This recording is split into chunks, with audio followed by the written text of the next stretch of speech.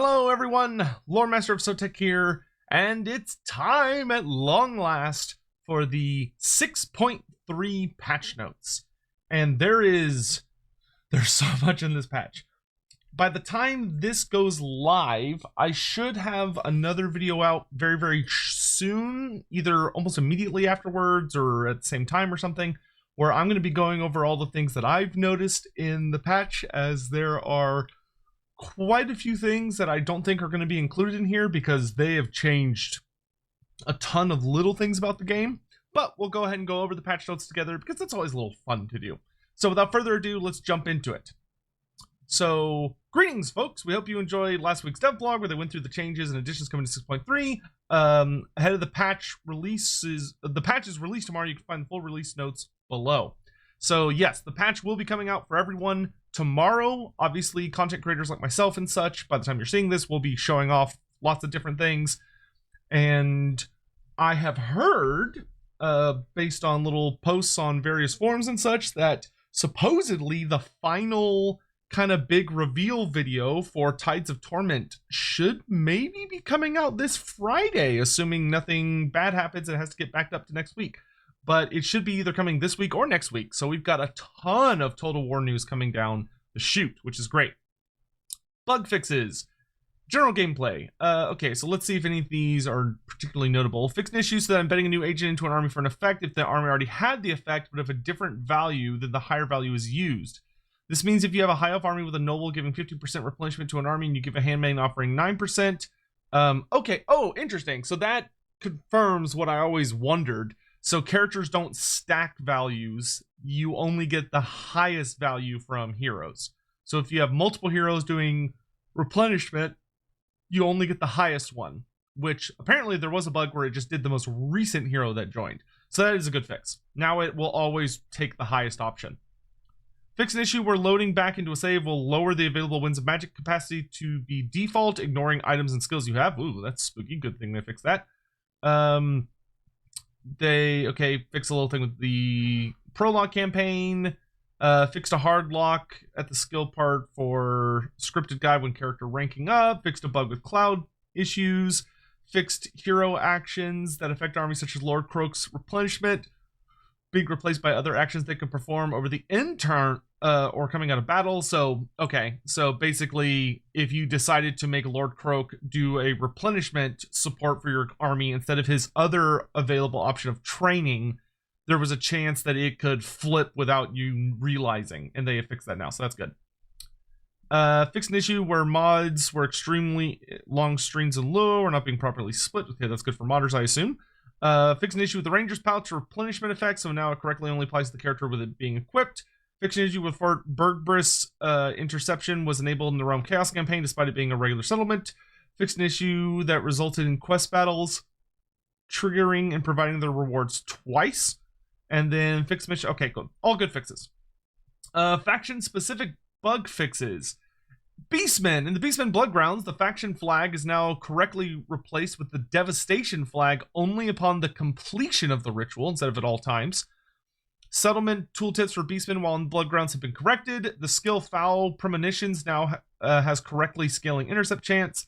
And fixed an issue where a raised settlement icon would appear above the labels of all settlements in a Bloodground instead of just the ones that were raised. Those are good fixes. Demons of Chaos. The scripted tour for Demonic Glory now correctly starts when all the UI panels are closed. Okay, whatever. Demons of Chaos. That is my white whale, is the Demons of Chaos, and fixing that entire faction. Dark Elves. Fixed non-working Black Arc replenishment bonuses when they were in Dread Expansion stance. That's good. Empire. Fixed an issue so that some of the electric counts now deducts the correct amount of prestige. Elspeth's skill Advisor of Nuln now affects... Oh, her skill, Advisor of Nuln, now affects all of the variants of Empire ranged unit types, Electric Count, and Amethyst units included. University of Magic panel should no longer trigger from the shortcut after the player ends their turn. Cathay, Matters of State, such as the Meteor Gambit and such, all now have the same cooldown of 5 turns instead of different ones, so that's for Yuan Bo's campaign. Money is good, right? Yuan Bo's Matter of State Fiscal Treaties, which gives money, now shows as a positive effect. Oh, instead of a negative effect. Well, that's good. Zhao Ming's ogre friendship, kingdom's friendship stretches further than just recruiting a couple mercenary units. They are valued allies. Because of this, his faction effect now applies to all ogres in any of his faction's armies, not just mercenaries. So that means ogre allied recruitment and ogre mercenaries. Furthermore, his skills Desert Armor, Desert Weapons, and Iron Strength apply to melee Ogre Kingdom allied recruitment as well as mercenaries.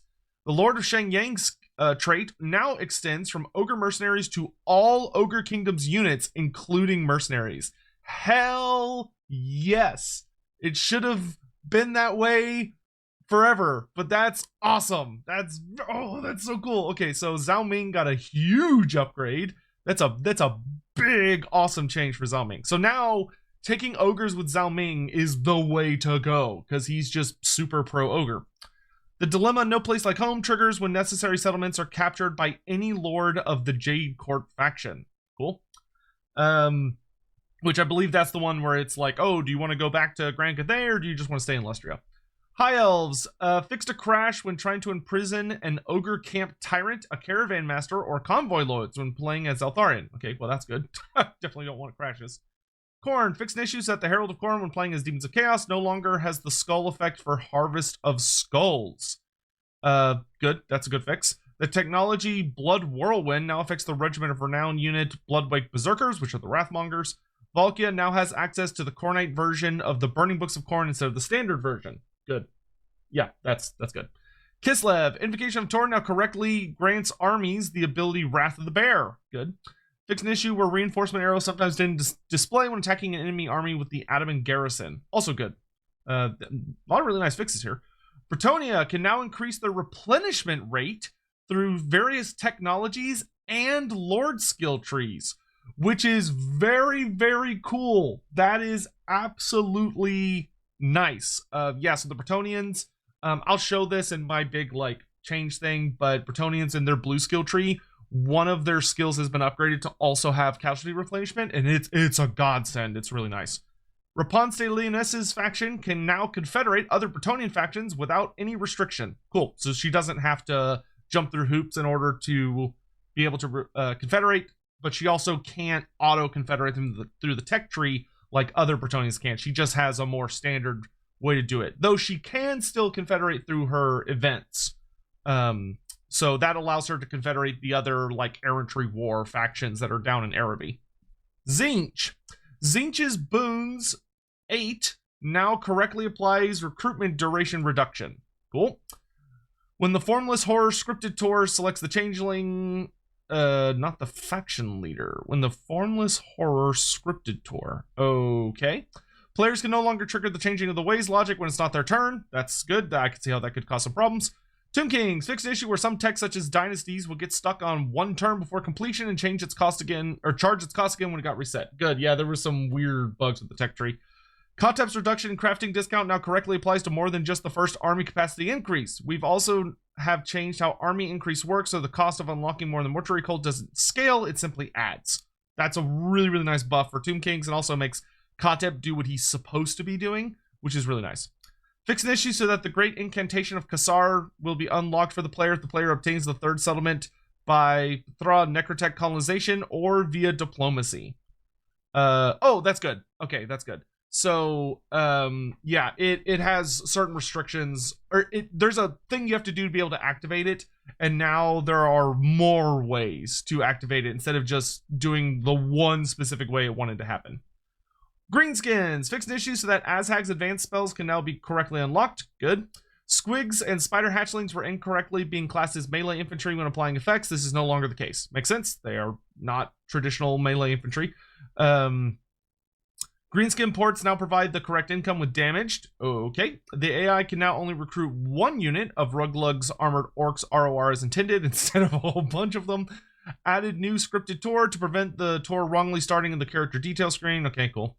Calling a Wa no longer reduces your army's maximum movement points to 100. Yeah, this was a pretty consistent issue people were having, where you would have a bunch of campaign movement bonuses, but when you would call a Wa, the Wa units didn't, they would basically restrict your movement back down to base level, and it would be really frustrating.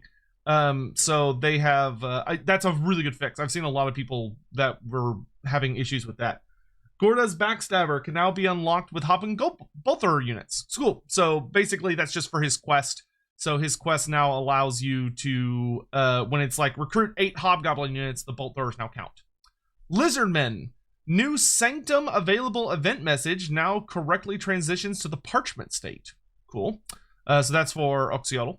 Star Metallurgist and Temple Architect followers can now be gained, which is good. Yeah, some of the followers, I think these were ones that have existed in the game, but maybe you were only able to get them as Tehenuin or something like that. But they were kind of a pain. Nakai can now recruit feral cold ones. Very good. Makes sense. You want them available to everybody. Fixing the trade agreement button improperly showing upon canceling the proposal of Confederation of the faction. Okay. Tic-Tac-Toe no longer has buildings which provide no effect / recruitment. That's good. That's nice. Making his system a little more straightforward. The right of Tazunki now gives immunity to deep sea's attrition while active. That's super cool. Makes sense. Tazunki is the water god. He's the great old one over all of aquatic features, including lakes, rivers, swamps, and even the ocean itself.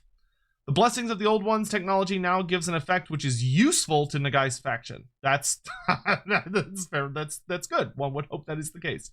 Slanesh, fix an issue in the Realm of Chaos where Slanesh Disciple armies could replenish units via post-battle options after an auto-resolve. Okay, cool. So now they're more standard. Vampire Coast. RNS Assault Spike can now move correctly after winning the Orion battle. The Orion battle? I don't remember Assault Spike having a scripted Orion fight, but okay. Fixed an issue for Count Noctilus where event messages related to C points of interest did not animate when transitioning to Parchment State. Oh, that's what they were talking about for the Parchment State. Okay, cool. So it's when an event happens, the image like shows up and there's like a little movie that plays where it's like a full color image and then it slowly turns into like a almost black and white parchment looking effect. Vampire counts. Varric's Reavers now have their upkeep reduced by the Red Duke's Doom Rider skill. Neat. Morn Ghouls are now correctly affected by the Obsidian Resource Chain. Very nice.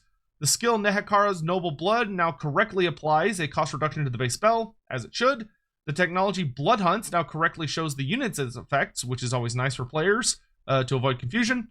Nurgle, the Demon Spew, Forsaken ROR, is affected by Nurgle technology's Strain Resistance and Humanity is a Virus. So this was basically just that Nurgle has a tech that affects Forsaken, but it wasn't affecting the ROR despite the fact the Demon Spew, because they are Nurgle Forsaken, but the tech tree wasn't recognizing them as such.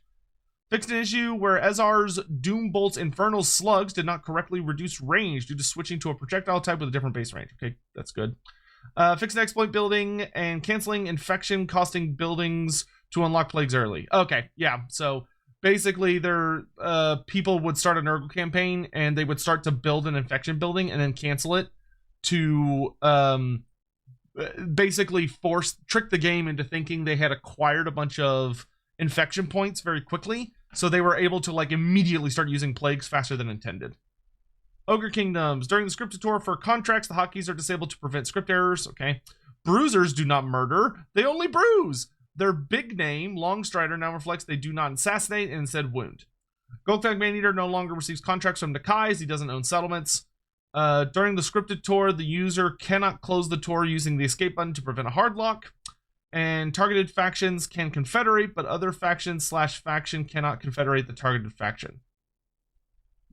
Okay. No, I don't even know what that one means. That one went over my head.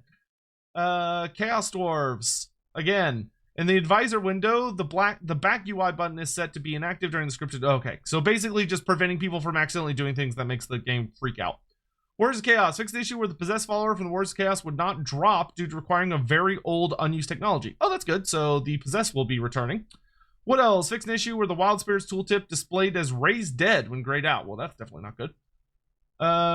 UI UX stuff. I'm not going to worry too much about this. Beastmen free 0 cost units no longer have a wrong cost label. Zine fixed an issue with the Formless Horror scripted tour. Oh, that's the Changeling's mechanic. That's right. That's his unique mechanic. Tomb Kings and Beastmen, fix units, showing cost stuff. Kislev, Strongholder trait, now shows the effects while you're in campaign. Prologue campaign, fix some stuff. Audio, okay, cool. Battle. Let's see, what do we got here? Fix an issue where the quest battles, which had an initial cutscene, got soft locked with a black screen when pressing escape during initial cutscene. Okay, cool. Fix flickering blood. Man, a lot of bug stuff, which is good. I mean, these are all things that need to be fixed. Faction specific. Beastmen. Enemy units will coordinate assaults against players' units to prevent AI units when retreating to move through player front lines in the Heart of Darkness quest battle. That's good. Bretonia, fixing issues that Pegasus Knights and Royal Pegasus Knights now have the correct unit category icon shown on their banner and unit card. Fixing issues so that Bretonian Lances, Bretonian Knight Lanes, are colorful again. Either way, good, more color for Bretonia. Empire, Battle of the Bloodpine Woods quest battle's second objective is added after destroying the first army. The battle completes after defeating the initial army and the enemy reinforcing army. The Funnel of Flame now has a 55-meter range, so replacing Hail of Fire is a true upgrade to the Huntsman General. Very good. High Elves, the Gray Shadow Warriors now count towards units with a 360-degree firing arc unit cap. Cool. Norska, the Cold Voider shares the Chaos Frost Dragon alongside the base unit. Yeah, so now it's a proper Chaos Frost Dragon instead of being the old category of an Ice Dragon. Monster Hunt, the Hell Beast of Seatgore objectives now complete for the Elite Storm Vermin and Hell Beast of Seatgore. Okay, for their Monster Hunt. Kislev technology pirate weapons no longer wrongly affects the ROR armored Kossar unit, the Watchmen of the Night, because they don't have guns. Tomb Kings, 2 Tomb King leader variants were not holding their weapons. This has been resolved. The Tomb Princes carry an extra halberd on their back, even though they already have one in their hands. The extra halberd has been removed. Very nice. Zinch fixed an issue with the Cathay battle scheme so that it competes with the completes when the user captured objectives prior to reinforcement entering. Okay, these are all good fixes. Players can no longer attack the enemy. No longer be under attack by the enemy sidegores during cutscenes for Warriors of Chaos. Orcs fixed an issue so that the Mantle of Gorok upgraded is now affected by intensity, as we really want it to be. Let's see, units. Not all halberds are built equally, but Emmerich, when unmounted, now follows the general for halberd units on foot by having charge reflection and charge defense against large. Interesting. Emmerich? I don't think Emmerich can be unmounted. Can Emmerich be on foot? Oh, I don't think he can. Oh god, I'll have to check after this. That's like bugging my mind out. Because he has a lance, not a halberd. What? Okay, whatever. I'll deal with this later. Fix the texture issues on the Hobgoblin Bolter. Cool. Animations. Elf Spear and Shield idle animations no longer rotate the shield. And Korn, some voiceover units were having problems. They fixed that. Maps fixed a pothole in the Gain Vale battle map. Disallowed the player from plunging their camera underwater on several Kislev river maps. Resolved pathing issues within the Great Forest map. Dissolved a mysterious black hole within the Corn Waste map. Trimmed some overgrown foliage on the Temple of Skulls map. Convinced an errant pyramid to reappear in the Lustria Hills. Disappeared errant flying planks on the Howling Rock map. Resolved water clipping issue on the outskirts of the Moorlands route. And landed some levitating stones in Barak Var. Okay, all really, really good. Just bug fixes. I assume there is a... there might be another one that I'll double check. If this video ends here, then you'll know that there isn't another one. But if I keep going here in a moment, then you'll know there was. But in any event, in case this is the end of the video, which I think it is, I am going to be, like I said, doing a giant video going into all the changes that I have found within 6.3, which is a lot. I will also be live streaming and just doing lots of stuff. A lot of things going on. So do feel free to drop by and check in later. So thank you all for watching, unless I'm about to go into a whole nother thing, which is very possible. But I think this is the only thing. And I'll see you guys later.